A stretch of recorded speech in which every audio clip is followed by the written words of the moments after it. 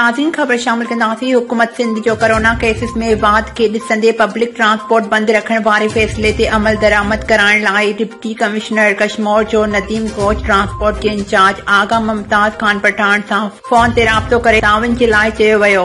आगा मुमताज खान कश्मीर खां सखर हलंदड़ transport 9 May खां 16 मई 2021 ताईं हिक हफ़्ते ताईं बंद रखण जो ऐलान।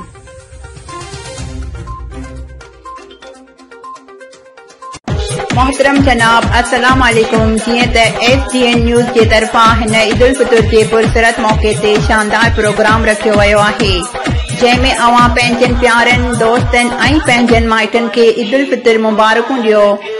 SGN न्यूज़ तां जेको अवां जो पैगाम जर जंग पहचाईंदो, पंहिंजो ईद जो इश्तिहार हलाइण लाइ फौरी राब्तो कयो 030037458848।